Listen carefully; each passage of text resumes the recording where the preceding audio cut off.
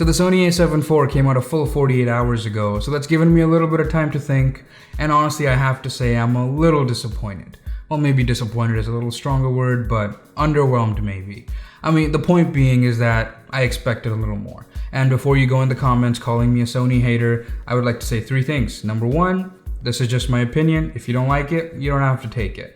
Number 2, I shoot with all Sony cameras. You're looking at the A7III right now. I love the company and I love their cameras. And number 3, I'm not really mad at the camera itself. I think it's a wonderful camera and it's giving you exactly what you need for the audience it's going for. I'm just kind of disappointed with the thinking that goes behind making a camera like this. Let me explain. So the Sony A7 III came out in March of 2018 and it was a revolutionary camera. I mean, it came in and completely shook up the full frame mirrorless market and became an instant bestseller.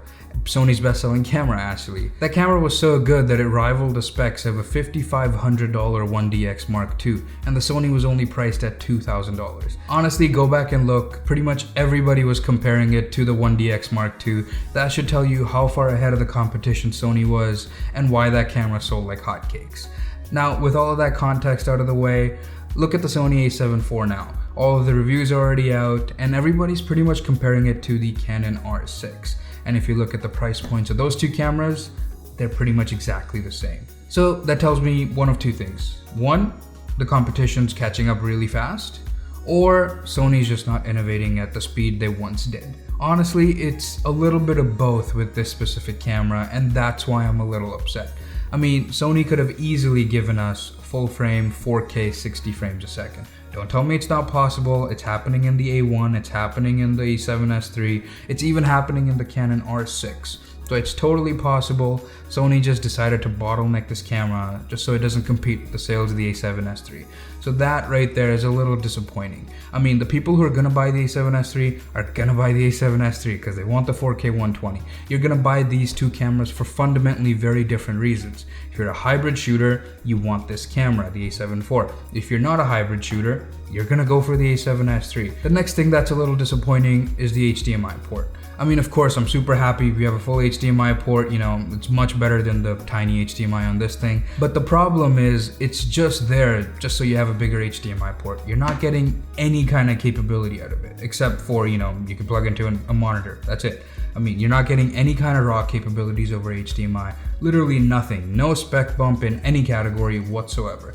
Anything you can do internally, you can do the exact same thing externally and nothing else.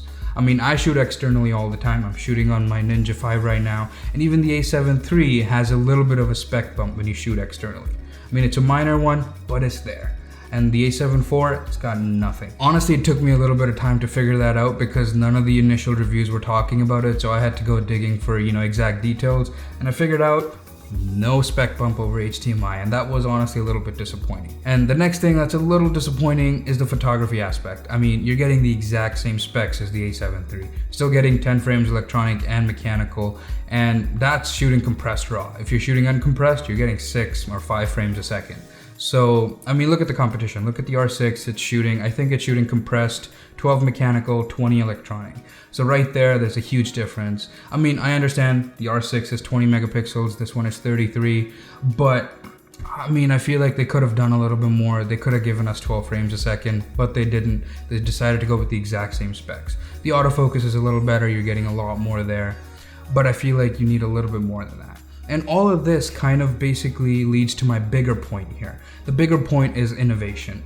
The A7 III was a revolutionary camera because Sony pushed the bar so far ahead that it was an instant classic. Everybody loved that camera. I mean, there were small, you know, nitpicks here and there, like the port doors and stuff like that. But overall, people were so happy with the camera. Sony saved on money there with, you know, a really bad LCD screen, the really bad EVF, stuff like that. The features were there. So basically, if you were okay with like the slightly worse experience, you're getting all of the high-end specs of 2018 at least.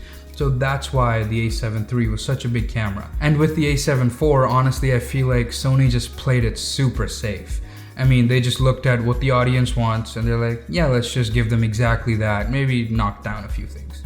That's it. And as a consumer, I feel like that whole thinking of the company is very disappointing.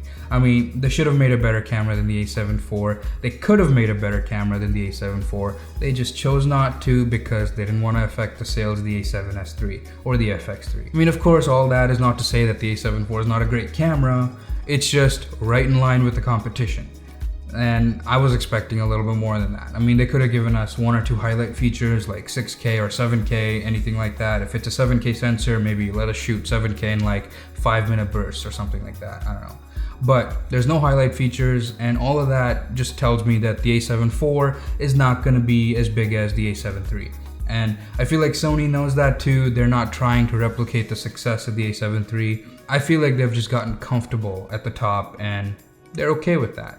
And if you're okay with that, great. I personally like companies to, push for newer technologies, and I feel like they just haven't done that with the A7 IV. Yeah, that's basically just my opinion. I would love to hear yours in the comments below. Leave me your thoughts, if you agree with me, if you disagree.